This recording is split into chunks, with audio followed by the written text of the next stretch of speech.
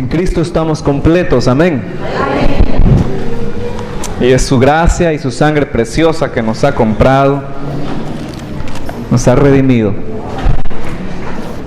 Hablamos la palabra del Señor en Apocalipsis capítulo 3. Apocalipsis capítulo 3.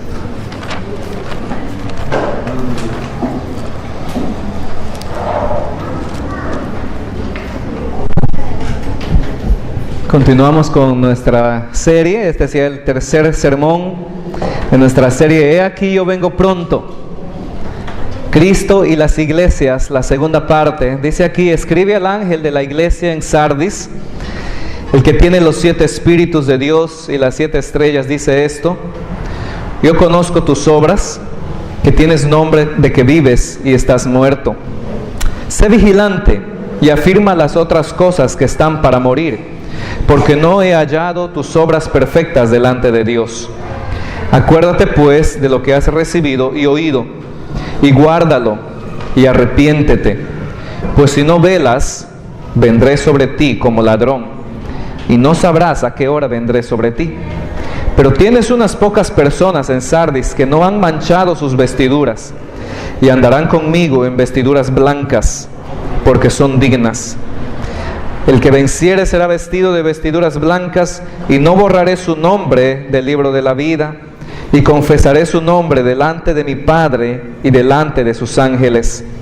El que tiene oído, oiga lo que el Espíritu dice a las iglesias. Oremos al Señor. Padre, te damos gracias por tu palabra.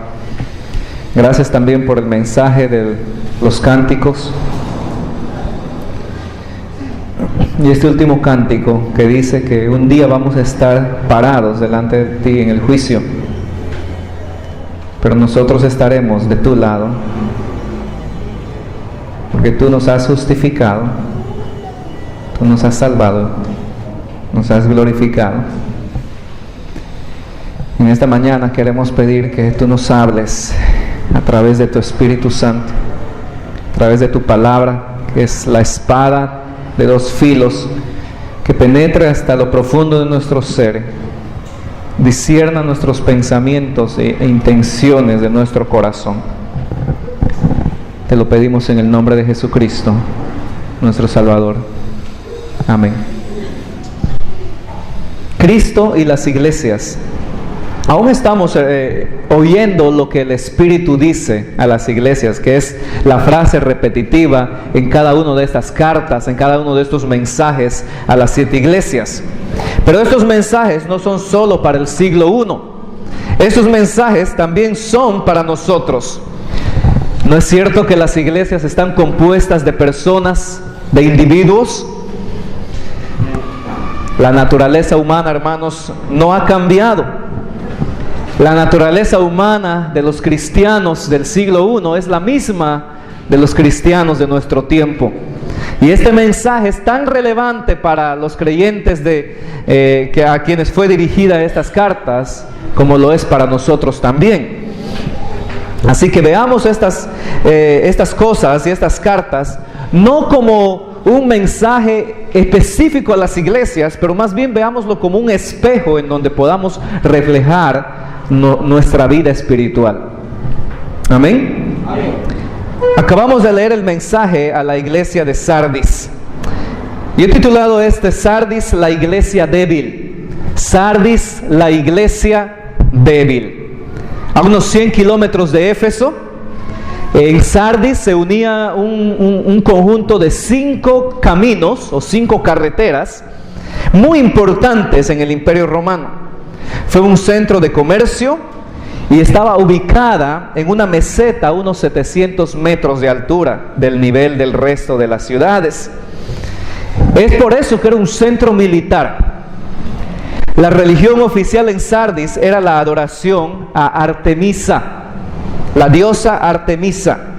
La ciudad también era conocida por la fabricación de prendas de lana. Y esto está muy relacionado con el mensaje de Cristo a la iglesia. Si usted se ha dado cuenta, cada mensaje a cada iglesia tiene algo que ver también con la personalidad, el carácter, la persona de nuestro Señor Jesucristo y cómo Él se presenta delante de esta congregación. El mensaje a Sardis es más bien uno de advertencia a todas las iglesias que viven en la gloria del pasado. El mensaje de Sardis es uno de advertencia a todas las iglesias que viven en la gloria del pasado.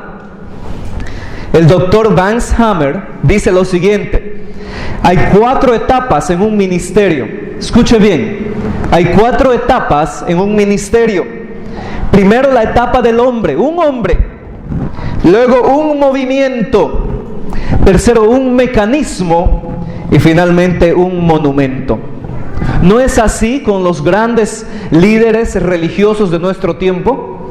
No se levanta un hombre predicando y anunciando, es gran orador, gran predicador. De repente alrededor de su nombre se empieza un movimiento.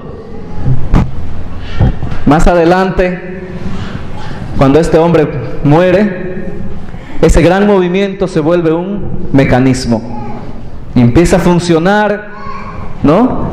Ya con quizás sin la visión, sin la misma visión de aquel que lo empezó. Y con el transcurrir del tiempo, este ministerio se vuelve un monumento y pasa.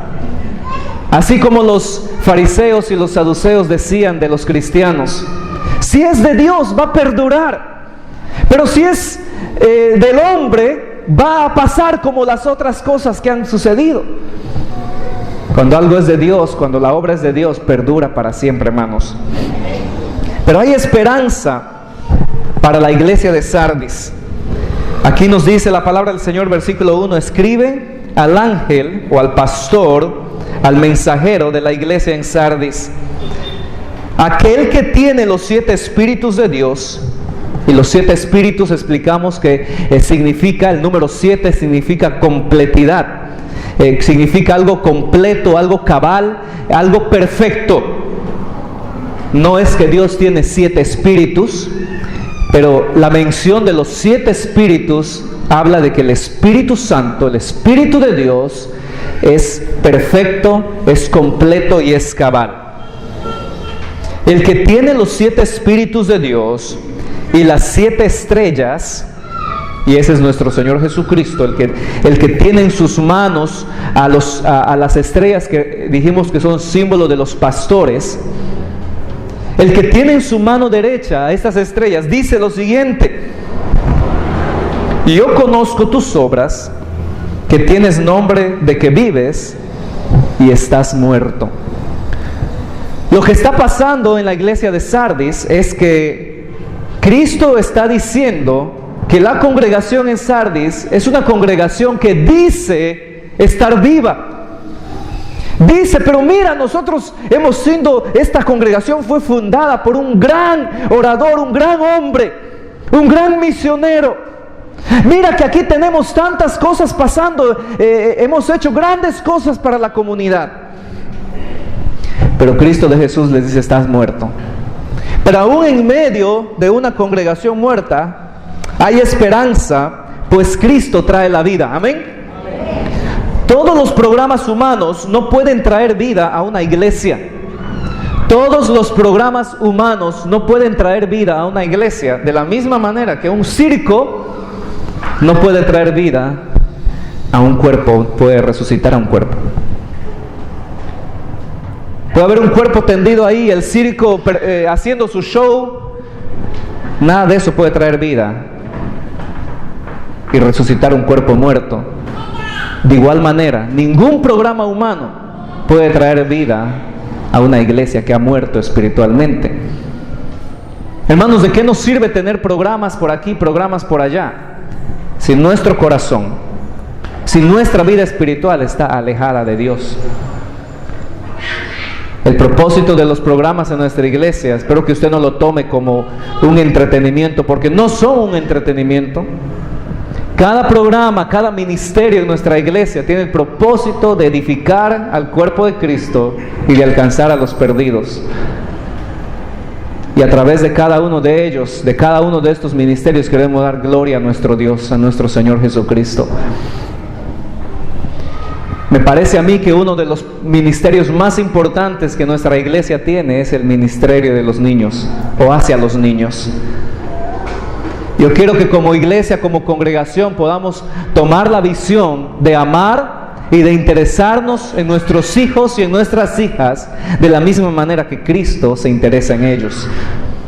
Y que podamos invertir tiempo, esfuerzo y dinero para alcanzar a cada uno de nuestros hijos e hijas. Es por eso que los sábados los niños se reúnen para tener el club bíblico. Ahorita ellos están tomando un tiempo de descanso, pero hemos recibido un nuevo material muy bueno para la gloria del Señor. Vamos a enseñar a los niños la palabra de Dios, vamos a enseñarles la doctrina de la palabra de Dios.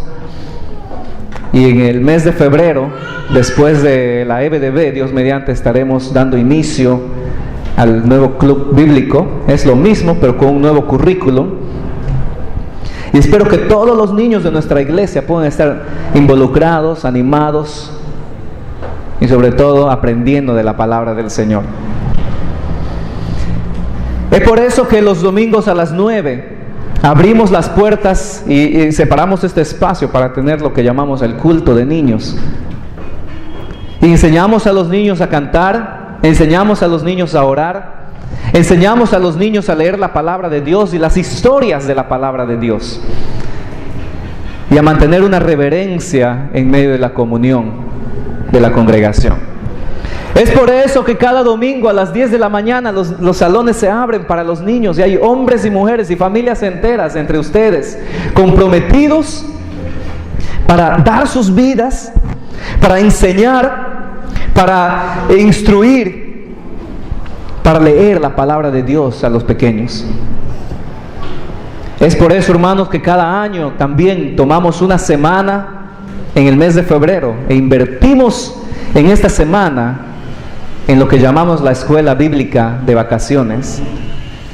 Porque nuestro deseo no es solo alcanzar a nuestros niños con la escuela dominical, con el club de niños bíblicos, con el culto de niños. Nuestro deseo es alcanzar a cada niño en nuestra comunidad. Pero ¿de qué sirven todos estos programas? ¿De qué sirven todos estos ministerios si espiritualmente la iglesia está muerta?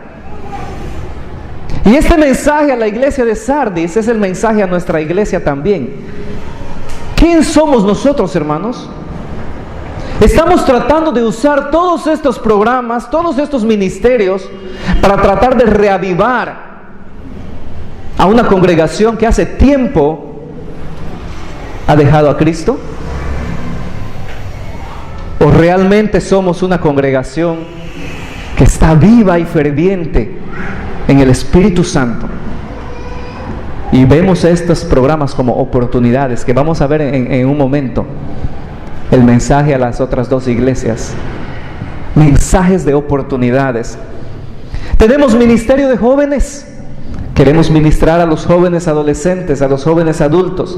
Tenemos ministerio para las damas, Oasis, organización de amigas sirviendo intensamente al Señor. Y no cabe duda que las hermanas de nuestra iglesia tienen el deseo de servir al Señor con toda intensidad.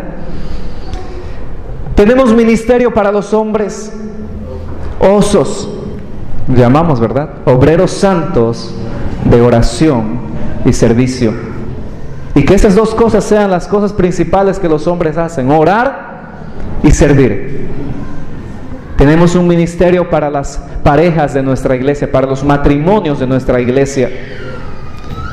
Yo no sé usted, hermano, hermana, pero para mi esposa y para mí, estas reuniones han sido de gran bendición en nuestra vida espiritual, en nuestra vida como pareja, en tener a ustedes como amigos, en compartir, en reír, en hablar, en aprender. Y este mes de febrero, el 12 de febrero, se está planeando una reunión más. Y espero que todos los matrimonios puedan formar parte de este evento? Para ser ministrados. ¿Pero de qué sirven, hermanos? Otra vez hago la pregunta. Todos estos programas, todos estos ministerios, todas estas actividades para evangelizar, para hacer misiones, para discipular, para alcanzar a las almas, para edificar la iglesia, si la misma iglesia está lejos de Dios, está muerta espiritualmente. En este mensaje a la iglesia de Sardis no hay palabras de amonestación. Tampoco el Señor menciona alguna clase de oposición o persecución. Dice aquí, vamos a seguir leyendo, versículo 2, dice: sé vigilante y afirma las otras cosas que están para morir, porque no he hallado tus obras perfectas delante de Dios. Esta iglesia es una iglesia que estaba viviendo muy cómodamente. No hay persecución, no hay oposición, no hay problemas doctrinales mencionados como se mencionan en alguna de las otras iglesias que hemos visto la semana pasada. Los creyentes estaban viviendo muy cómodamente. Los creyentes estaban dormidos espiritualmente. Los mundanos, el mundo, los incrédulos de la ciudad de Sardis veían a los hermanos de la iglesia como un grupo de gente muy respetable, como un grupo de gente que no eran un peligro, tampoco eran deseables. ¿Se da cuenta, hermanos, de la clase de testimonio que Sardis tenía? Un buen testimonio, pero no era lo suficientemente radical como para atraer, como para hacer sal, como para hacer luz a un mundo perdido. Hermano, voy a por su barrio y pregunto a sus vecinos: ¿usted conoce a tal persona? Ah, sí, sí conozco, es una buena persona, muy amable. Me van a decir sus vecinos, ¿verdad? ¿Usted sabía que es cristiano? ¿Que es cristiana? Oh, sí, tal persona es cristiano, es cristiana. Pero ahí queda todo el testimonio. La gente no veía a los cristianos como personas dignas de imitar. Eran gente decente con un testimonio moribundo. El consejo del Señor aquí es en el versículo 3 versículo 2 le dice: sé vigilante y afirma las otras cosas que están para morir. Sé vigilante, despierta. Veamos lo que dice Romanos 13:11. Romanos capítulo 13, versículo 11 nos dice: y esto conociendo el tiempo, que es ya hora de levantarnos del sueño, porque ahora está más cerca de nosotros nuestra salvación que cuando creímos. Es hora ya de levantarnos del sueño. Sé vigilante, despierta. En 2 ocasiones en la historia de la ciudad de Sardis sucedió que habían sido conquistadas o habían sido invadidos por el enemigo. Y la historia nos dice que durante esas 2 ocasiones en que Sardis fue invadida, recuerdan que Sardis estaba elevada en una meseta, la ciudad estaba construida en un lugar alto, la ciudad tenía centinelas alrededor de ella, la ciudad era el centro donde 5 caminos se unían hacia el resto del imperio romano. Y en la unión de cada camino, el centinela podía ver cuando el enemigo se acercaba. Hermanos, por 2 ocasiones, los centinelas se habían quedado dormidos y la ciudad había sido invadida 2 veces. Y los hermanos entienden claramente el mensaje de Jesucristo a esta iglesia. Y el Espíritu Santo nos dice: despierta. Despierta tú que duermes. Es tiempo ya de despertar del sueño y levantarnos.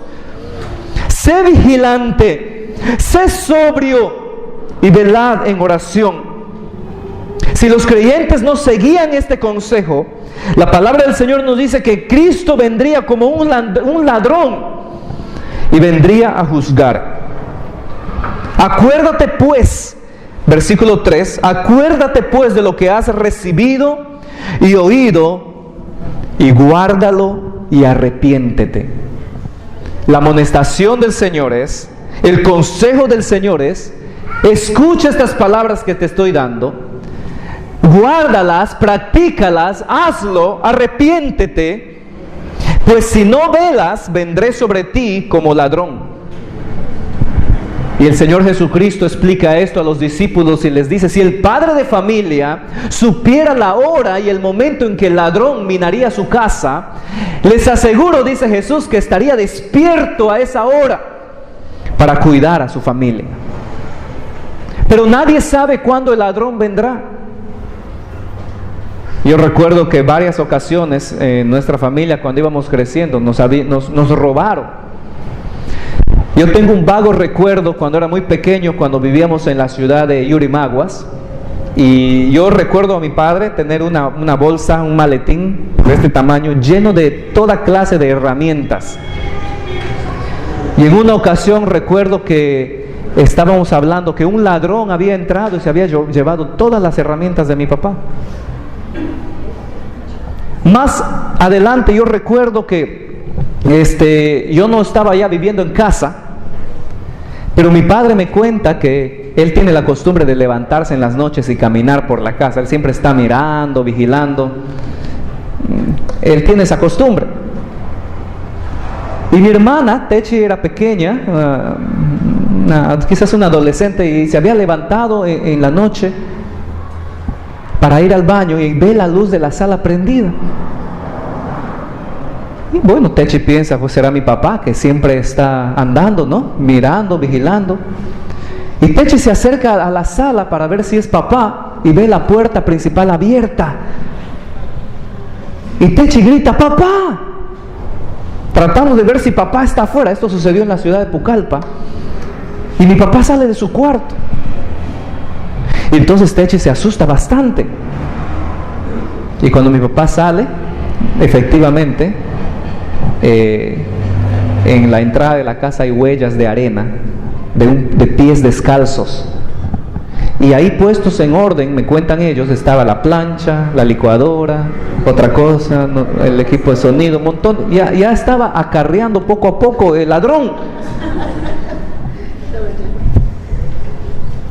Si hubiésemos sabido a la hora que el ladrón venía, les aseguro que esa hubiera sido la hora que mi padre se hubiese levantado. Pero uno nunca sabe la hora en que el ladrón entra. Uno nunca sabe, uno no está esperando al ladrón.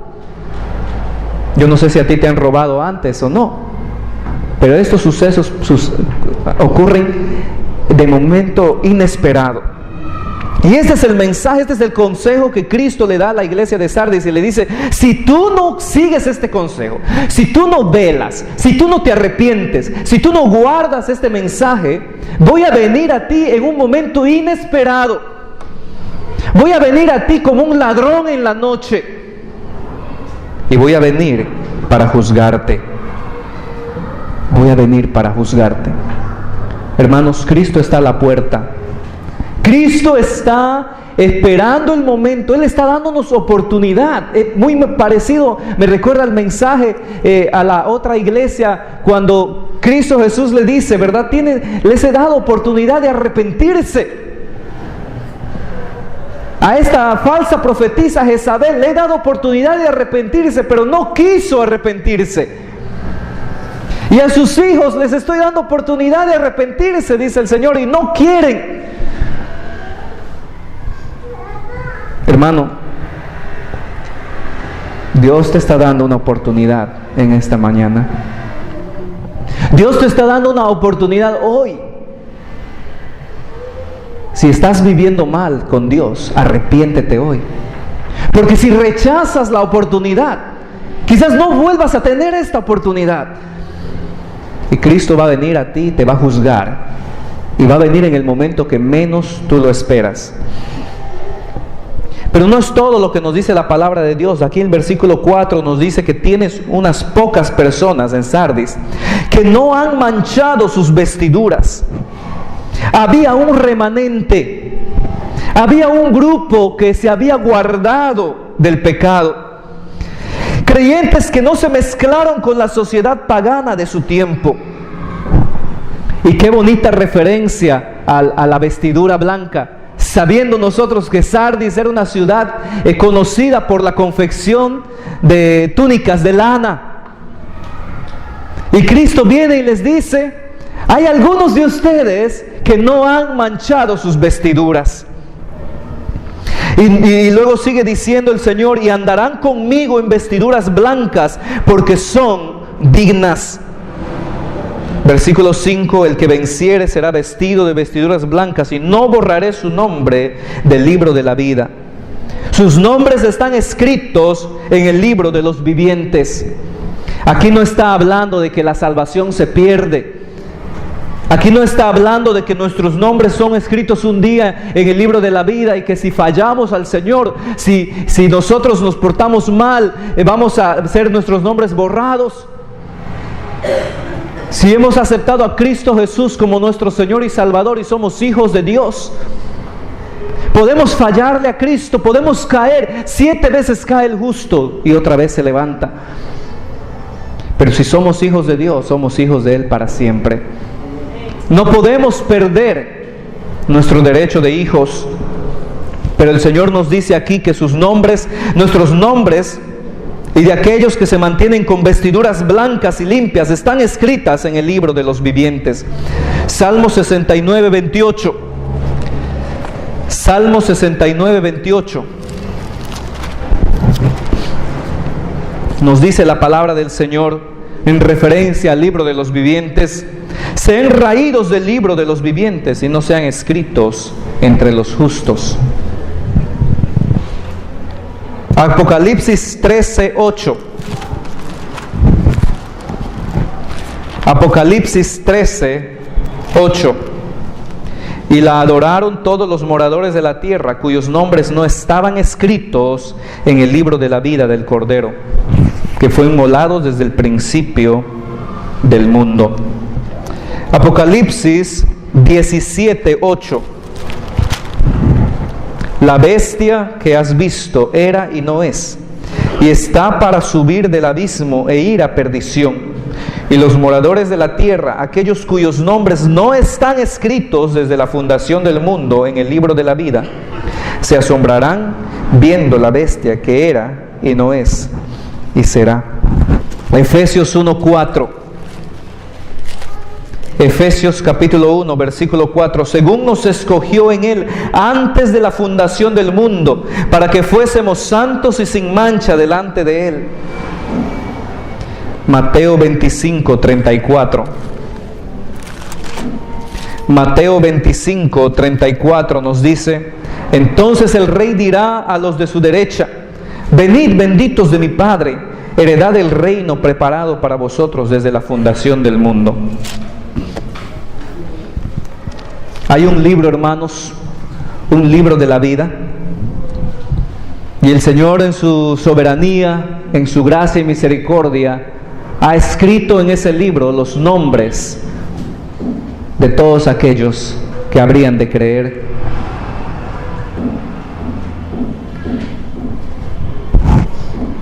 Y el Señor Jesucristo les dice ahí en Lucas capítulo 10, versículo 20 a los discípulos: no se alegren de que los demonios se les sujetan, más bien regocijaos de que sus nombres están escritos en el libro de la vida.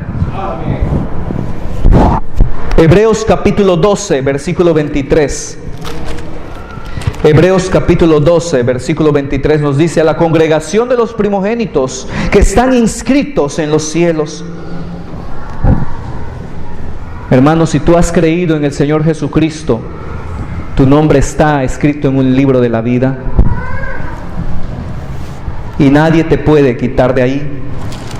Pero lo que la palabra del Señor nos está diciendo aquí en Apocalipsis capítulo 3 se está refiriendo a un libro en el que aquellos que mueren son borrados. Si un pecador, mientras está vivo, su nombre está escrito en ese libro, muere ese nombre, una vez que una persona muere, ya no tiene oportunidad de aceptar a Cristo Jesús como Señor y Salvador. La oportunidad de venir a Cristo es mientras nosotros estamos en vida. Pero una vez muertos, nuestros nombres ya no tienen oportunidad de estar en el libro de la vida. Y un día delante del juicio, cuando se abran los libros, la palabra del Señor nos dice que se buscarán los nombres de las personas. Y aquel que no fue hallado en el libro de la vida, aquel cuyo nombre no está escrito en el libro de la vida, será lanzado en el lago de fuego, que es la muerte segunda. El mensaje a la iglesia de Sardis entonces es este, hermanos. Es una iglesia débil. Es una iglesia que cree tener vida, pero está moribunda. ¿Qué clase de cristiano eres tú? ¿Eres uno que se ha lavado las ropas delante de Dios?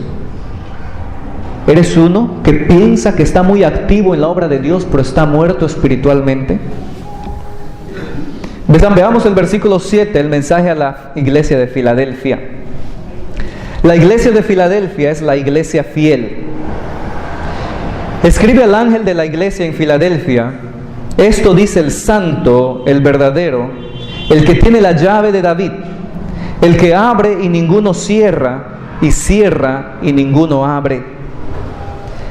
La palabra Filadelfia significa amor de los hermanos o amor fraternal. Dios nos enseña a amarnos unos a otros. Veamos lo que dice ahí 1 Tesalonicenses 4:9. 1 Tesalonicenses 4:9 dice: pero acerca del amor fraternal no tenéis necesidad de que os escriba, porque vosotros mismos habéis aprendido de Dios que os améis unos a otros. Dios nos enseña a amarnos unos a otros. Dios quiere que nuestra iglesia sea una iglesia fiel. Dios quiere que nuestra iglesia sea Filadelfia, que tenga un amor fraternal. Y este amor lo hemos recibido y lo hemos aprendido de Dios Padre, Dios Hijo y Dios Espíritu Santo. Si vemos ahí en 1 de Juan 4:19, 1 de Juan 4:19 nos dice: nosotros le amamos a Él porque Él, o sea Dios, nos amó a nosotros primero. Juan capítulo 13, versículo 34. Juan capítulo 13, versículo 34 nos dice el Señor Jesucristo: un mandamiento nuevo os doy, que os améis unos a otros como yo os he amado, que también os améis unos a otros. Romanos capítulo 5, versículo 5. Romanos capítulo 5, versículo 5 nos dice: y la esperanza no avergüenza, porque el amor de Dios ha sido derramado en nuestros corazones. ¿Por qué? Por el Espíritu Santo que nos fue dado. Aquí en estos 3 versículos vemos a Dios Padre, Dios Hijo y Dios Espíritu Santo impartiendo este amor. Y es este amor que el Señor nos dice que debemos mostrar los unos por los otros. Yo espero, hermanos, si nosotros vamos a ser como la iglesia de Filadelfia, que este amor sea visible en nuestras vidas. Amén. ¿Amas a tu hermano? ¿Amas a tu hermana? ¿Oras por tu hermano? ¿Te interesas por tu hermana? ¿Buscas el bienestar de los hermanos en tu congregación? De todas las iglesias locales en nuestra ciudad de Lima, Dios te ha traído a esta iglesia local. Esta es tu familia. Nosotros somos una familia. Y cuando uno se duele, todos nos dolemos. Cuando uno tiene victoria, cuando uno tiene triunfo y crece en la fe, todos nos debemos alegrar. Porque ese mismo amor que Dios Padre, Dios Hijo y Dios Espíritu Santo nos ha dado es el mismo amor que debemos tener los unos por los otros. Pero también, hermanos, debemos amar al mundo perdido y debemos alcanzarlo con las buenas nuevas. No solo debemos quedar con este amor acaparado para nosotros en la iglesia, este amor también debe ser transmitido al mundo perdido. Lo que entiendo del mensaje a la iglesia de Filadelfia es que la iglesia de Filadelfia tenía una visión para evangelizar y Dios le había abierto una puerta. Veamos lo que dice ahí, versículo 8: yo conozco tus obras, he aquí he puesto delante de ti una puerta abierta, la cual nadie puede cerrar, porque aunque tienes poca fuerza, has guardado mi palabra y no has negado mi nombre. Esa es la iglesia fiel, una iglesia que no solamente se queda con su amor el uno para el otro, pero una iglesia que también cumple la gran comisión, una iglesia que puede recordar las palabras del gran mandamiento cuando Jesús les dice: id por todo el mundo y predicar el evangelio. Y esta iglesia es fiel porque toma esas palabras y cumple ese mandamiento. Y la Biblia nos dice que Cristo había abierto una puerta amplia para ellos. La ciudad de Filadelfia estaba colocada en una ruta muy importante para el Imperio Romano. Esta ruta era conocida como la puerta hacia el este, y asimismo se le conocía a la ciudad de Filadelfia, la puerta al este del imperio. También era conocida como una pequeña Atenas, porque en la ciudad habían muchos templos en donde se adoraban a muchos dioses ajenos, muchos ídolos. Pero esta ciudad también era conocida porque habían muchos terremotos en la ciudad de Filadelfia. Tanto así que en el año 17 antes de Cristo hubo un gran terremoto que causó que mucha gente, mucha población se fuese a vivir fuera de la ciudad por temor a los terremotos. Pero el mensaje a la iglesia de Filadelfia es el siguiente: Jesús se presenta allí en el versículo 7 como el santo. Él es el único puesto delante de todo y nada se compara a Él. El santo significa el apartado. Eso es lo que significa la palabra santo. Alguien que ha sido apartado para algo. Y nuestro Señor Jesucristo es santo, santo, santo. Apartado de todo pecado, apartado de toda maldad.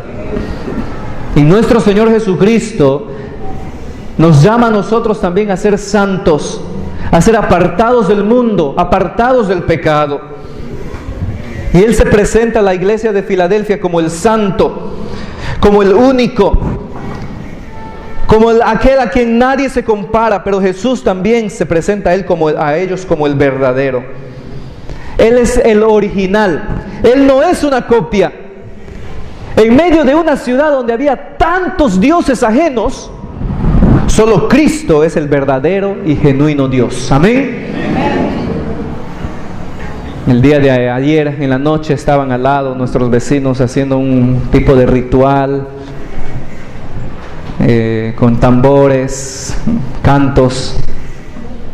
Estaban allí hasta la medianoche y nos parecía a mi esposa y a mí que era parecía un ritual pagano, una adoración, no, a ídolos, a demonios, no sé qué estaban haciendo, no. Alguien me dijo, que ese es el baile de las tijeras, no sé qué están haciendo. Pero vino en un autobús un montón de niños vestidos con capas y con coronas. Y esos niños estaban ahí cantando. ¿Y qué quizás hacían? Y al igual que nuestros vecinos, podemos ir por tantas casas alrededor de nuestra ciudad, por cada calles, y vamos a encontrar santos aquí, santos allá, ¿no? Y ustedes saben cuando digo santos, ídolos aquí, ídolos allá. Y uno va en el autobús y pasa y la gente se está persignando, la gente está besando. Pero hermanos, en medio de una ciudad de tanta idolatría, Cristo Jesús se presenta como el santo y el verdadero. Y la iglesia de Filadelfia lo entiende. La iglesia de Filadelfia entiende las palabras del Señor. Él es el verdadero y genuino Dios. Apocalipsis 6:10. Vemos la adoración, el canto, la oración. Dice aquí, y clamaban a gran voz diciendo: ¿hasta cuándo, Señor, santo y verdadero, no juzgas y vengas nuestra sangre en los que moran en la tierra? Jesús también tiene la autoridad de abrir y cerrar las puertas. Allí nos dice la palabra de Dios, versículo 7, Él tiene la llave de David. Y aquel que tiene la llave es aquel que tiene la autoridad, aquel que puede abrir. Todos ustedes tienen una llave, ¿verdad?, para entrar a sus casas. Eso les da a ustedes la autoridad de entrar a la casa.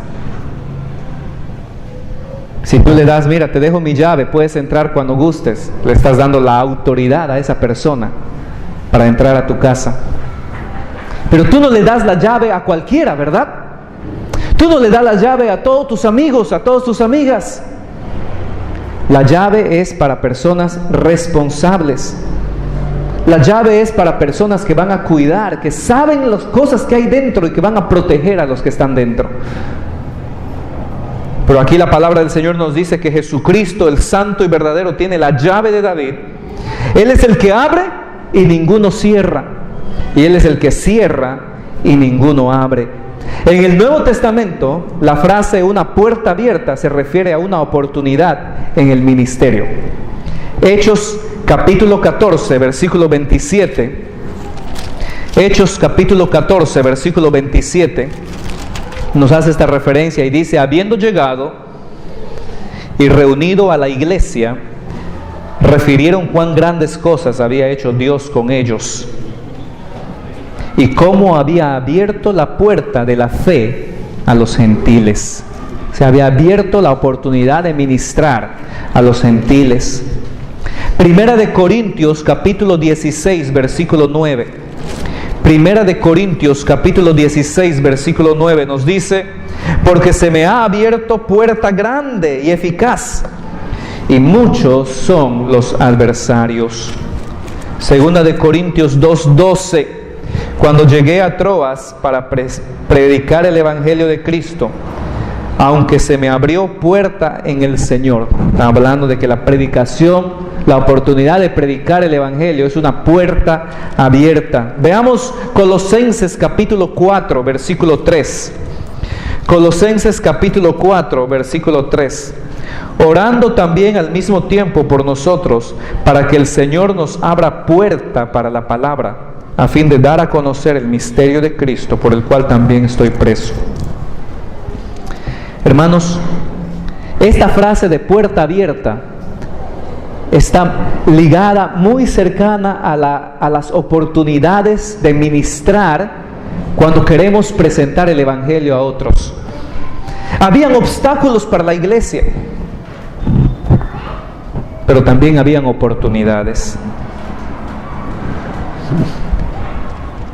Dos obstáculos que encontramos para la iglesia de Filadelfia.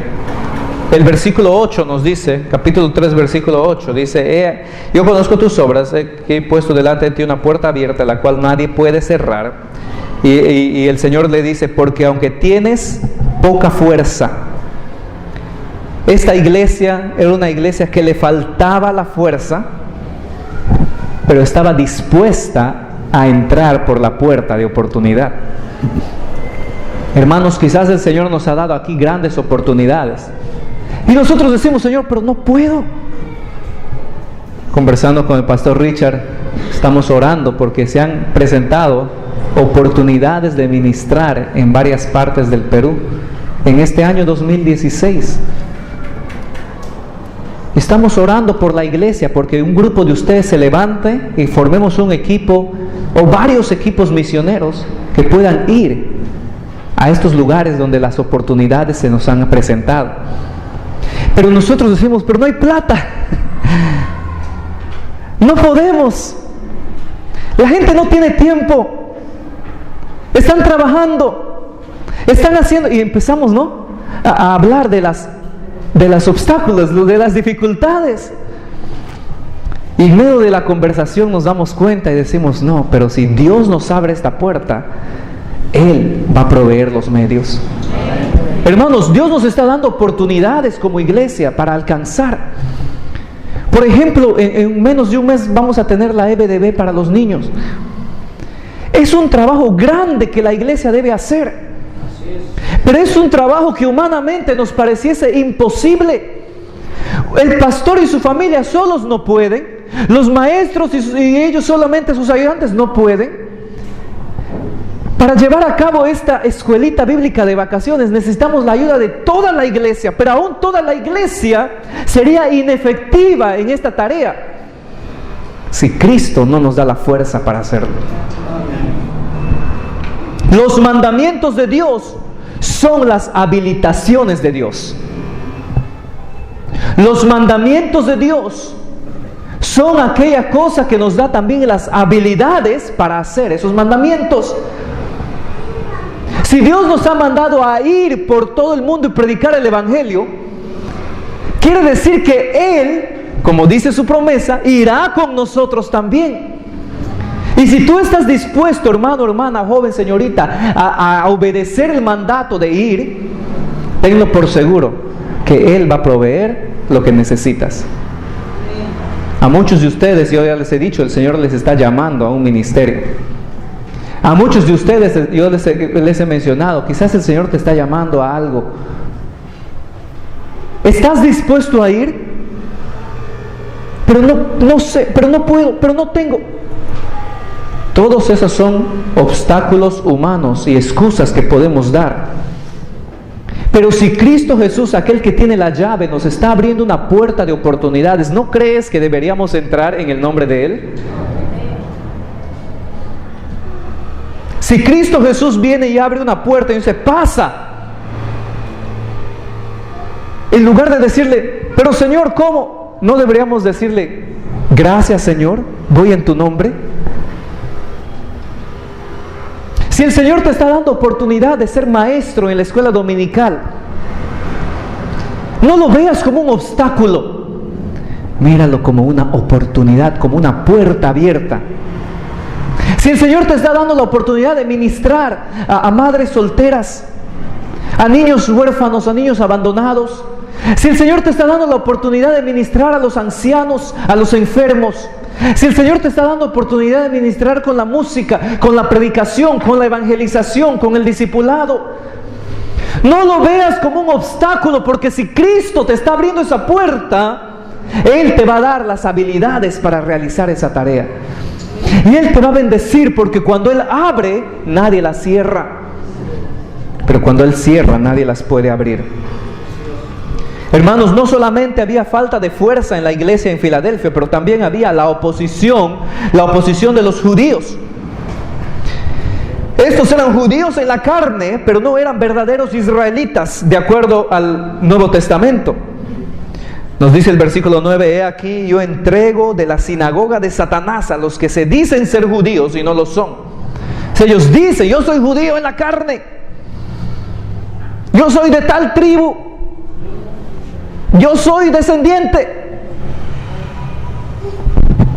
pero no lo son, dice el Señor Jesucristo, sino que mienten. He aquí yo haré que vengan y se postren a tus pies y reconozcan que yo te he amado. Qué palabras tan preciosas. Romanos capítulo 2, puedes leerlo, no lo vamos a leer, del 17 al 29, nos explica lo que son o lo que es un verdadero israelita en el sentido del Nuevo Testamento. Estos judíos de sangre estaban excluyendo a los judíos y menospreciando a los judíos cristianos. Hacían falsas acusaciones en contra de los cristianos. La iglesia de Filadelfia estaba viviendo una situación similar a la de Pablo en 1 Corintios 16:9. Pablo nos dice ahí en 1 Corintios 16:9, hay una gran puerta de oportunidad, pero hay grandes obstáculos, hay gran oposición. ¿Por qué? Porque siempre cuando Cristo nos abre una puerta para entrar, Satanás va a querer impedirnos hacer la voluntad de Dios. Satanás es el primer enemigo para impedir la obra de Dios. Y muchas veces la manera en las personas que él usa para impedir la obra de Dios es las personas más cercanas a nosotros. Son las personas más cercanas a nosotros. Pero debemos recordar las palabras de la Escritura ahí en Efesios capítulo 6, que dice que no tenemos lucha contra sangre y carne, sino contra principados, contra potestades, contra gobernadores de las tinieblas en las regiones celestes. Cuando tu familiar, cuando tu amigo, cuando tu amiga se levanten contra ti, no quieras reprocharle, no quieras vengarte de él. Reconoce que es Satanás tratando de impedirte que hagas la voluntad de Dios. Hermanos, cada vez que se muestran grandes oportunidades, también hay grandes obstáculos. La incredulidad ve los obstáculos, pero la fe ve las oportunidades.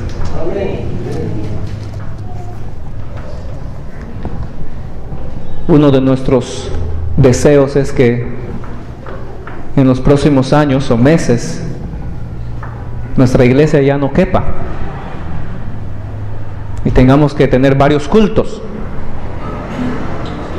y cuando no quepan ya vamos a tener que empezar nuevas obras. Pero el deseo más grande de nuestro corazón es que este año podamos poner en práctica lo que hemos aprendido el año pasado. El año pasado ha sido un año de, ustedes saben, mucho énfasis misionero y mucho teórico, ¿no? Mucha teoría en cuanto a las misiones, muchas enseñanzas, mucho ánimo.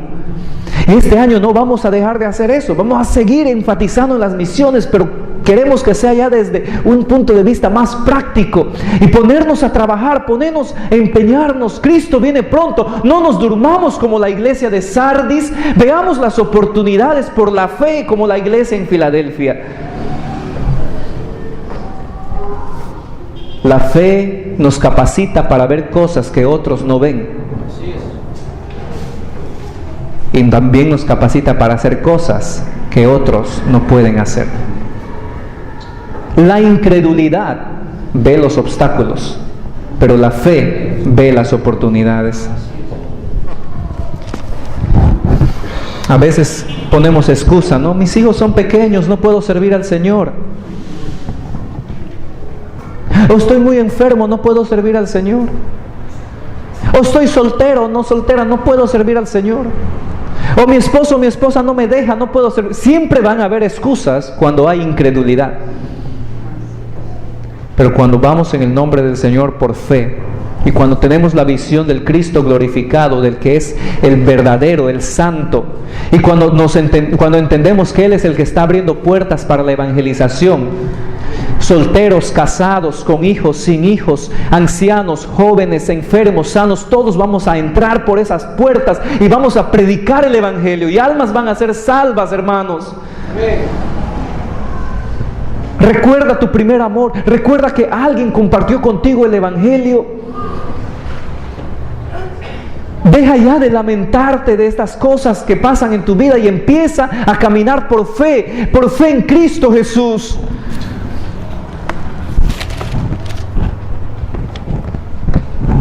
Si Cristo tiene las llaves, entonces nadie puede cerrar las puertas. Pero el miedo, la incredulidad y la demora han causado que la iglesia pierda muchas oportunidades. Muchas veces tenemos miedo, tenemos incredulidad, muchas veces tenemos tardanza, ¿verdad? Nos demoramos en hacer las cosas. Y me preguntas, ¿pero cómo sabemos que es la voluntad de Dios? Y yo te pregunto a ti mismo, ¿cómo sabes que es la voluntad de Dios? ¿Cómo sabes que algo es la voluntad de Dios? ¿Cómo sabes que es Cristo abriéndote esta puerta? Si no estás en comunión con Él, no vas a saber. Si estás viviendo en la carne, no vas a saber. Si estás en comunión con Cristo, si estás en comunión con la palabra de Dios, si estás en comunión con el Espíritu Santo, tú vas a saber cuando las oportunidades y las puertas se te están abriendo para algo.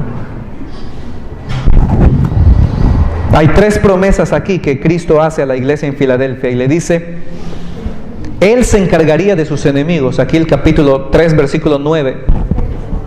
He aquí yo haré que vengan y se postren a tus pies y reconozcan que yo te he amado. Si nosotros nos ocupamos de la obra de Dios, Él se encargará de nuestras batallas. Amén. Amén. Si nosotros nos ocupamos de la obra de Dios, Él se encargará de nuestras batallas. Amén. Si nosotros buscamos primeramente el reino de Dios y su justicia, Él va a suplir nuestras necesidades. Amén. Amén. ¿Lo crees? Sí. Hazlo. Amén. Hazlo. Y empieza hoy. Empieza hoy, hermano. Vive por fe. Esa es la promesa número 1, que Él se encargaría de nuestros enemigos, Él se encargaría de nuestras necesidades. Versículo 10 nos da la promesa número 2, Él los guardaría de la tribulación. Versículo 10 dice: por cuanto has guardado la palabra de mi paciencia, yo también te guardaré de la hora de la prueba que ha de venir sobre el mundo entero, para probar a los que moran sobre la tierra. Esta promesa tiene un doble cumplimiento. En el sentido de la carta siendo escrita a Filadelfia, Cristo les está prometiendo guardar de una tribulación que vendría a este lugar, a esta tierra. Pero en el sentido más amplio de esta promesa, esto se está refiriendo a guardar a la iglesia de la tribulación que se mencionan en los capítulos 6 al 19. No se refiere solamente a una tribulación local, porque aquí envuelve a una tribulación sobre todos los que moran en la tierra. Gloria sea a Dios. La iglesia no va a pasar por la gran tribulación. La iglesia será llevada a la presencia del Señor. La promesa número 3 se encuentra en el capítulo 3, versículo 12. Dios los honrará. Y este tiene un significado muy especial para la gente que vive en un lugar de muchos terremotos. ¿Qué dice aquí? Al que venciere, yo le haré columna en el templo de mi Dios, y nunca más saldrá de allí. Recuerda que durante el terremoto la gente sale corriendo, la gente quiere escapar, la gente quiere protegerse, la gente quiere salvarse. Pero cuando estamos en la casa de Dios, cuando somos columnas fuertes de Dios, no corremos de miedo, no saldrá corriendo. Y reescribiré sobre él el nombre de mi Dios y el nombre de la ciudad de mi Dios, la nueva Jerusalén, la cual desciende del cielo de mi Dios, y mi nombre nuevo. Dios los honraría. Hay estabilidad en los pilares y no tienen que escapar. También antiguamente, cuando una ciudad quería honrar a alguien, se escribía el nombre de esa persona o el nombre de su familia en las columnas. Y esto es lo que Cristo quiere decir a ellos también. Yo los honraré, no solamente haciéndoles pilares, haciéndoles columnas, pero escribiendo sobre ustedes mi nombre, escribiendo sobre ustedes el nombre de la santa ciudad. Y obviamente, hermanos, entendemos que no se refiere a que los cristianos van a ser embalsamados y luego cubiertos de cemento para ser columna de un templo.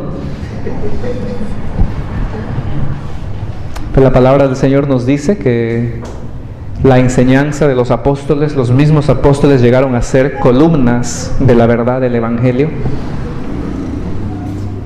Y nosotros también como cristianos podemos con nuestro testimonio ser columnas fuertes en la obra de Dios. Dios quiere darnos un nombre digno. Dios quiere honrarte a ti, quiere honrarte a mí. En el sentido real y personal, la iglesia de hoy es como la iglesia de Filadelfia. ¿Saben por qué, hermanos? Y pienso que nuestra iglesia bastante también. Porque Dios nos ha abierto muchas puertas de oportunidades aquí en Tupac. Dios nos ha puesto, como he mencionado antes, en su soberanía, en una avenida principal. Dios nos ha puesto cerca a un mercado con mucha gente. Dios nos ha puesto en el límite de 2 distritos. Dios nos ha rodeado de universidades, de colegios. Dios nos ha abierto puertas de oportunidades. Ahora, si Él las abre, entonces nosotros debemos entrar. Si Él las cierra, entonces debemos esperar. Sobre todo debemos ser fieles a Él y ver las oportunidades, no los obstáculos. Si no, perderemos nuestras coronas. Y eso significa estar avergonzados cuando Él venga. Primera de Juan capítulo 2 versículo 28. Primera de Juan capítulo 2 versículo 28 nos dice: y ahora, hijitos, permaneced en Él, para que cuando se manifieste tengamos confianza, para que en su venida no nos alejemos de Él avergonzados. Y me pregunto, ¿cuántos de nosotros aquí presentes recibiremos al Señor con alegría? ¿O cuántos ahí irán avergonzados? No perderás tu salvación, la salvación no se pierde. No pierdes tu derecho de hijo, pero puedes perder tu corona. ¿Quién eres tú? ¿Eres como Sardis, una iglesia débil? ¿O eres como Filadelfia, una iglesia fiel que quiere evangelizar y que toma las oportunidades de las puertas que Cristo abre? Finalmente vemos la 7ª iglesia, la Odisea. Yo lo he puesto aquí como la iglesia tonta. La iglesia tonta, la Odisea. Esta ciudad de la Odisea era muy conocida por su riqueza, mucho dinero, pero también era conocida porque en ese lugar se preparaba una solución especial para los ojos, un tipo de colirio, un tipo de gotas para los ojos. Esta gente lo preparaba y lo vendía en todas partes. También eran conocidos por confeccionar un tipo de ropa hecho de una lana negra. Estaba localizada cerca de Hierópolis. Hierópolis era una ciudad conocida por sus aguas termales. Interesante, las aguas termales que son muy calientes. Pero cerca también estaba Colosas, una ciudad también conocida por tener manantiales de aguas frías y agua pura. Esto es muy interesante saber esto, porque tiene mucho que ver con el mensaje que Cristo tiene para esta iglesia. Versículo 14 nos dice: y escribe al ángel de la iglesia en la Odisea: he aquí el Amén, el testigo fiel y verdadero, el principio de la creación de Dios, dice esto. El Señor se presenta aquí como el Amén. En el Antiguo Testamento la palabra Amén se traduce como verdad, verdad. Y Cristo Jesús se presenta aquí como el testigo fiel y verdadero. El Señor daría su diagnóstico, y sería un diagnóstico verdadero para esta iglesia, pero ellos no lo creerían. Ellos no lo creerían, ellos no lo aceptarían. La iglesia estaba ciega a sus propias necesidades y no querían enfrentar la verdad. Cuando aquí la palabra del Señor nos dice que Jesucristo es el principio de la creación, no está diciendo que Él ha sido creado, pero esta palabra principio significa que Él es la origen o la fuente de la creación. Él es donde se origina la creación. Colosenses capítulo 1, versículos 15 y 18. Colosenses capítulo 1, versículo 15 nos dice: Él es la imagen del Dios invisible, el primogénito o el principal de toda la creación. Versículo 18 nos dice: y Él es la cabeza del cuerpo, que es la iglesia, el que es el principio, o sea, el origen o la fuente, el primogénito, o sea, el principal de todos los muertos, para que en todo tenga la preeminencia. Hermanos, veamos brevemente, para terminar, el mensaje a la iglesia de la Odisea. ¿Con cuál de estas 7 iglesias te identificas tú? Hay 4 áreas de necesidad en esta iglesia. 4 áreas de necesidad. La primera es que habían perdido su vigor.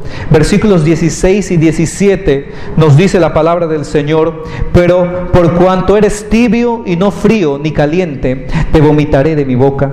Porque tú dices: yo soy rico y me he enriquecido y ni ninguna cosa tengo necesidad.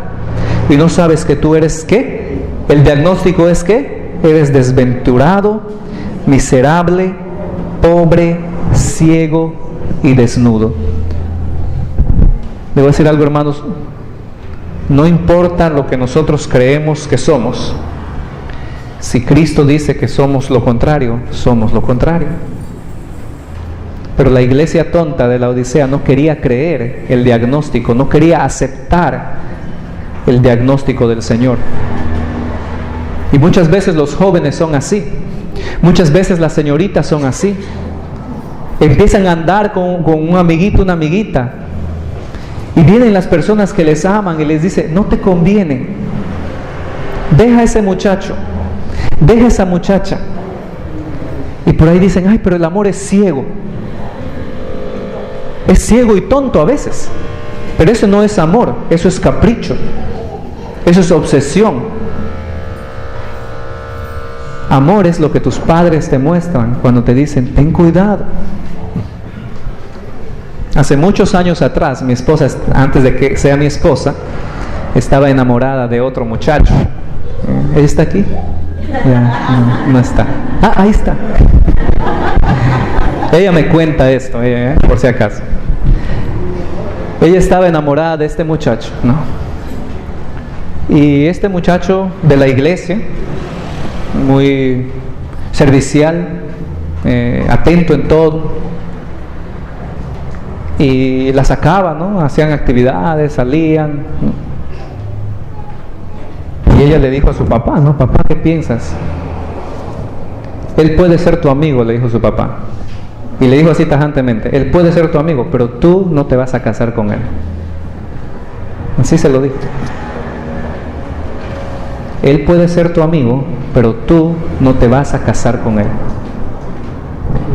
Y eso fue chocante para ella, porque ella pensó que él podría ser su futuro esposo.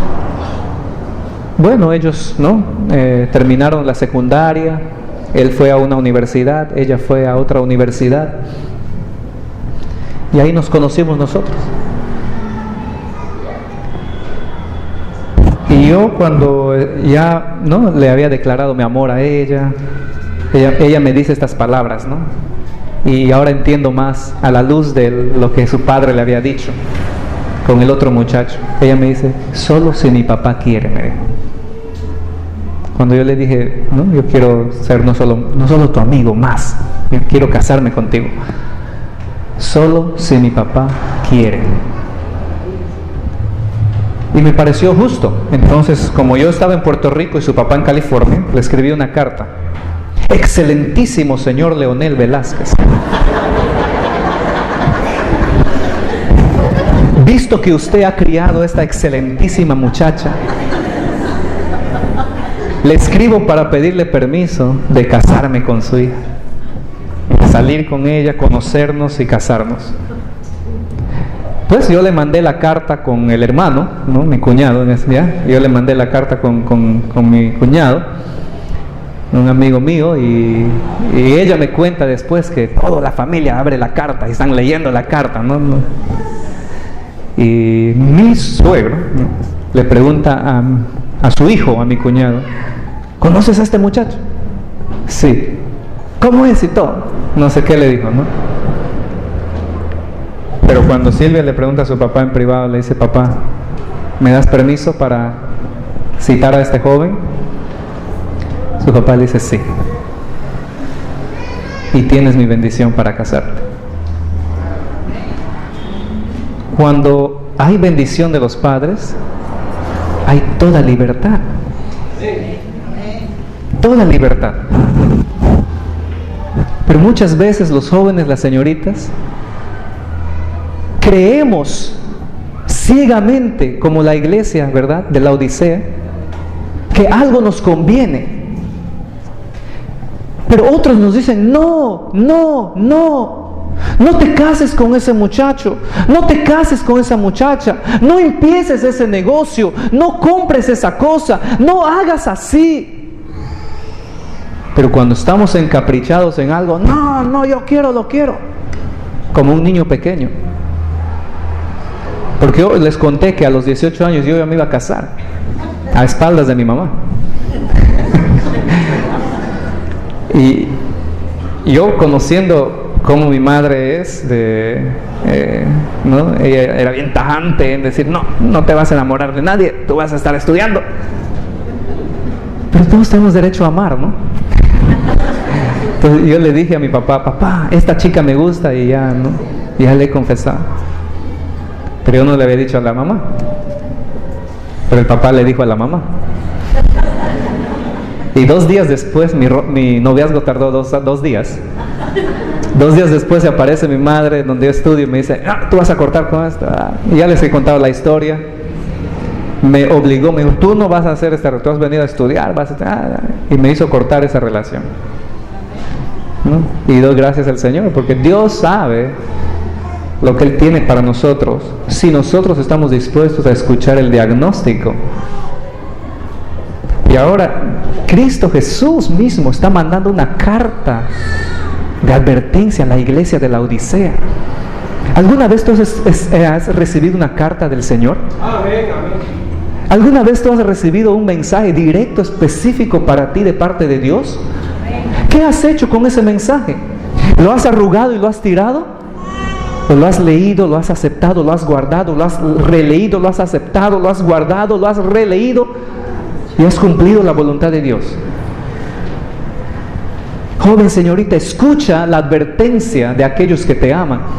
Iglesia, escucha la advertencia de Cristo que te ama y murió por ti. Si Él derramó su preciosa sangre por ti, por mí, y Dios dice, si Él le ha entregado lo más precioso que pudo haber dado, que es su Hijo Jesús, ¿no nos dará con Él también todas las cosas? ¿Qué más nos puede dar que sea de más valor que Cristo, que sea de más valor que su sangre preciosa? Si ya nos amó y se entregó a sí mismo por ti y por mí. La iglesia de la Odisea no quería aceptar el diagnóstico espiritual, y ellos habían perdido su vigor. Hay 3 temperaturas espirituales que se mencionan en este pasaje. 3 temperaturas espirituales. Lucas capítulo 24, versículo 32. Lucas capítulo 24, versículo 32 nos dice que hay un corazón ardiente por Dios. Hay aquellos que tienen un corazón ardiente por Dios, y nos dice lo siguiente: y se decían el uno al otro. Estos son los discípulos que iban camino a Emaús, que nuestro Señor Jesucristo se les aparece en el camino y les empieza a hablar de las cosas que han sucedido. ¡Qué emoción! Y se decían el uno a otro: ¿no ardía nuestro corazón en nosotros mientras Él nos hablaba en el camino y cuando nos abría las Escrituras? ¡Wow! ¡Qué emoción! Que Cristo nos estaba enseñando. ¿No sentías tú algo? ¿Verdad que sí? ¡Sí! Cuando Cristo nos habla y nosotros queremos servirle y amarle, arde nuestro corazón de emoción, de pasión por el Señor. Yo te pregunto a ti, hermano cristiano, en esta mañana, ¿cómo está tu corazón ardiendo? ¿Está ardiendo por Dios? ¿Estás caliente por las cosas de Dios? ¿Estás deseoso de amar a Cristo, de servirle, de buscarle? Porque hay otra temperatura, dice, espiritual. Y aquí nos dice en Mateo 24:12, Mateo 24:12, nuestro Señor Jesucristo diciendo: y por haberse multiplicado la maldad, el amor de muchos se enfriará. El amor de muchos se enfriará. Hay un corazón ardiente por Dios, pero también hay un corazón frío a las cosas de Dios. La maldad en nuestra vida enfría nuestro corazón. El pecado nos aleja de las cosas de Dios. Pero también hay un corazón tibio, y esto nos dice Apocalipsis, lo que acabamos de leer, capítulo 3, versículo 16. No eres tibio, no eres frío, no eres caliente, porque eres tibio, te vomitaré de mi boca. Para el tiempo en que el agua fría de Colosas llegase hasta la Odisea, y para el tiempo en que el agua caliente de las pozos termales de Hiriápolis llegara a la Odisea, ya no llegaba caliente, ya no llegaba fría, llegaba tibia. Y la Odisea, los hermanos de la Odisea entendían el mensaje del Señor. Y creo que tú y yo entendemos claramente en dónde está nuestra temperatura espiritual.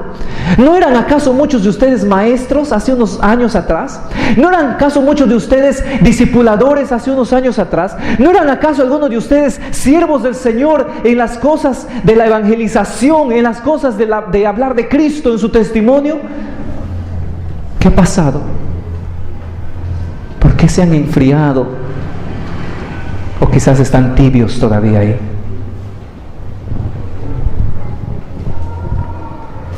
No solamente, el cristiano tibio es aquel cristiano que se sienta cómodo, complaciente, que no se preocupa de su necesidad.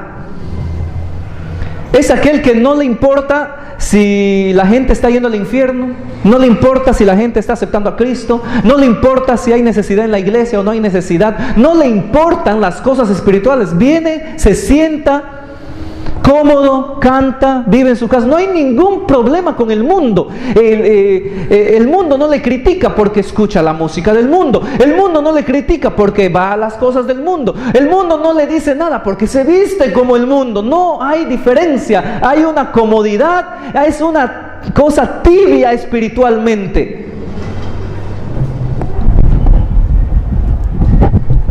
Es un cristiano cómodo, el cristiano tibio. Pero vemos que no solo habían perdido su vigor, pero también habían perdido sus valores. Llegaron a ser orgullosos de su ministerio, empezaron a medir las cosas por el estándar humano en vez de los valores espirituales. Entonces la solución era, dice aquí, pagar el precio para comprar el oro refinado. Versículos 17 y 18a también nos dice, porque ellos dicen: yo soy rico. Tú dices: me he enriquecido. No tengo necesidades. ¿No sabes que tú eres desventurado, miserable, pobre, ciego y desnudo? Por tanto, dice el Señor, yo te aconsejo que de mí compres oro refinado en fuego para que seas rico. Y la manera en que el oro se refina es a través del fuego. Y el fuego muchas veces es también símbolo de persecución. Y cuando hay persecución, Santiago nos va a decir: hermanos, no menosprecien las persecuciones, porque allí es donde nuestra fe crece, allí es donde nuestra paciencia se fortalece.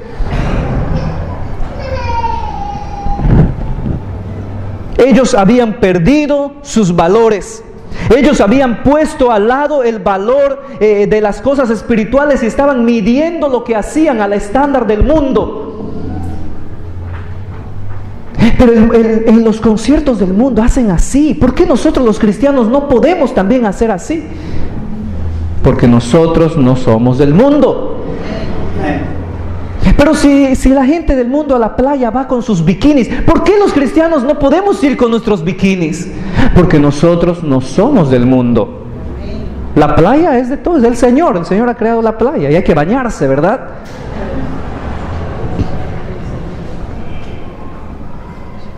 Pero si el mundo hace así, ¿por qué nosotros no? Porque no somos del mundo.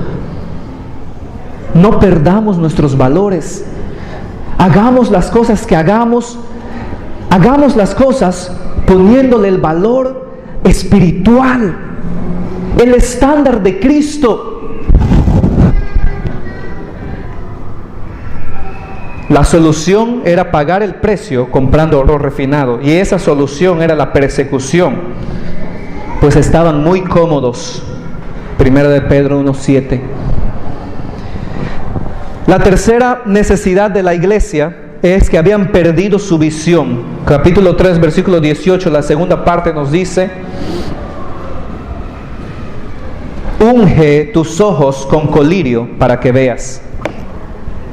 Cuando alguien no crece en el Señor, su visión espiritual está afectada. Segunda de Pedro, capítulo 1, versículos 5 al 9. Lea lo que dice, hermano. Segunda de Pedro, capítulo 1, versículos 5 al 9. Vosotros también, poniendo toda diligencia, por eso mismo, añadid a vuestra fe virtud, a la virtud conocimiento, al conocimiento dominio propio, al dominio propio paciencia, a la paciencia piedad, a la piedad afecto fraternal, al afecto fraternal amor, porque si estas cosas están en vosotros y abundan, no os dejarán estar ociosos ni sin fruto en cuanto al conocimiento de nuestro Señor Jesucristo. Lee el versículo 9 conmigo, dice: pero el que no tiene estas cosas, ¿qué? Tiene la vista muy corta, es ciego, habiendo olvidado la purificación de sus antiguos pecados.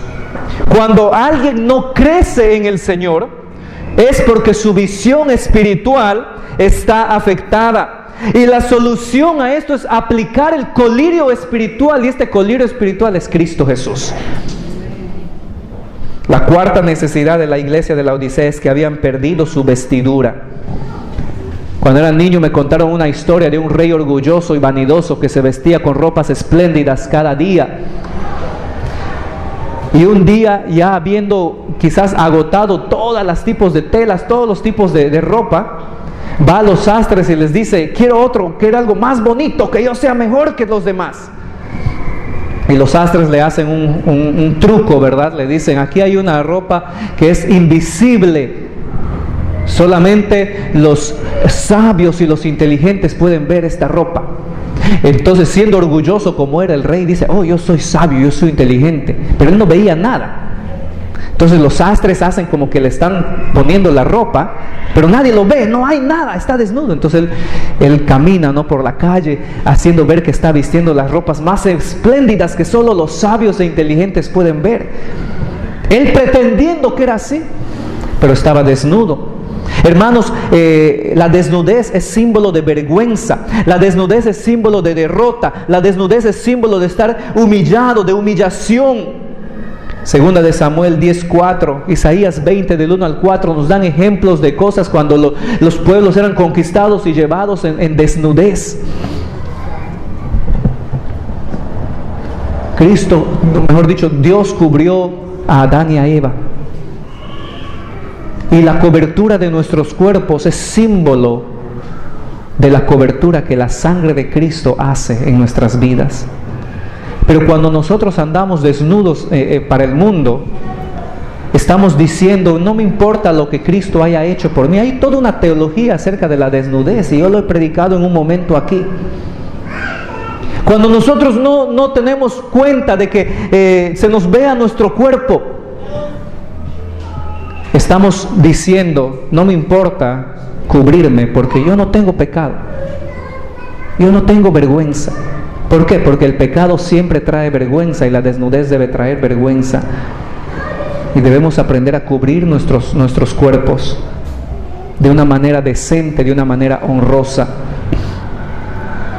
Hermanos, hermanas, la iglesia de la Odisea había perdido su vestidura. Necesitamos la justicia de Dios imputada en nuestras vidas, que nos cubra. Eso es la salvación. Pero también necesitamos la vestidura de la justicia de Dios impartida en nuestra vida, y esa es la santificación.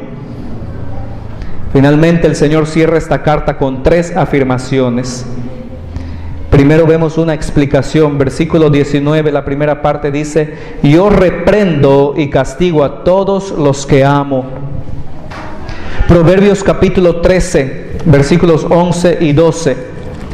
Proverbios capítulo 13, versículo 11 y versículo 12 nos habla acerca de la disciplina. Nos dice ahí las riquezas de vanidad. No, estoy mal. Proverbios.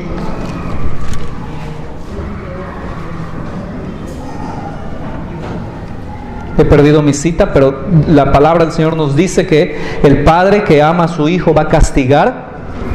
Hebreos capítulo 12 también nos habla de la amonestación del Señor. Hebreos capítulo 12,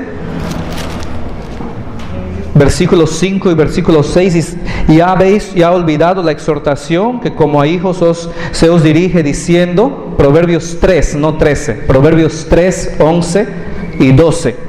Que nos dice: hijo mío, no menosprecies la disciplina del Señor, ni desmayes cuando eres reprendido por Él, porque el Señor al que ama disciplina y azota a todo el que recibe por hijo. El padre que ama a su hijo le va a castigar cuando le vea hacer mal. El padre que no ama a su hijo le va a dejar que haga lo que quiera. Hermanos, aquí nos dice el Señor, le dice a la iglesia de la Odisea: yo reprendo y castigo a todos los que amo. Esta es la primera exhortación, la primera afirmación. Es una explicación de que Cristo Jesús va a reprender y Él castiga a los que ama. La segunda es una exhortación y le dice, ¿qué le dice ahí? Sé pues celoso y arrepiéntete. Y finalmente hay una invitación, versículos 20 al 22. He aquí yo estoy a la puerta y llamo. Si alguno oye mi voz y abre la puerta, entraré a él y cenaré con él y él conmigo. Al que venciere le daré que se sienta conmigo en mi trono, así como yo he vencido y me he sentado con mi Padre en su trono. El que tiene oído, oiga lo que el Espíritu dice a las iglesias. Él habla a los individuos, no solo a toda la congregación. Cristo es paciente y espera a la puerta. Y esto es de que Él espera a la puerta, es para los cristianos. Él toca la puerta, Él espera que le abra. ¿Qué busca el Señor a la puerta? Él busca compañerismo y busca comunión.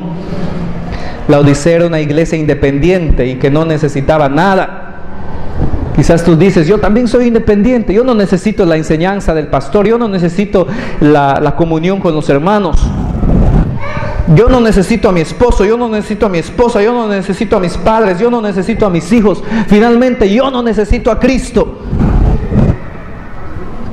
Era una iglesia que tenía un gran programa, pero no dependían de Cristo, como nos dice Juan capítulo 15.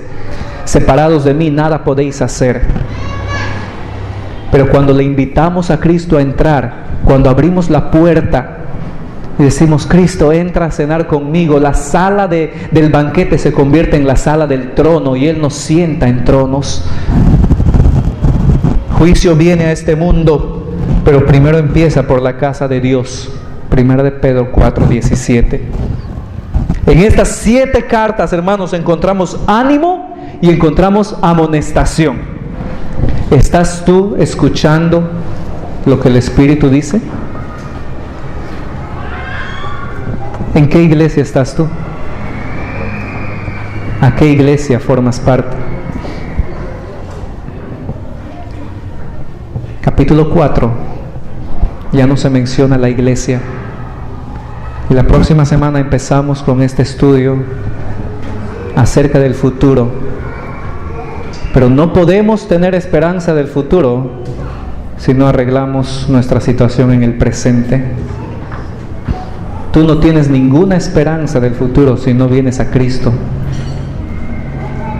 Porque si no vienes a Cristo, todas estas plagas y gran tribulación que se mencionan del capítulo 4, más adelante el capítulo 6 al capítulo 19, las sufrirás si no eres un hijo de Dios y te quedas aquí cuando Cristo venga por su iglesia.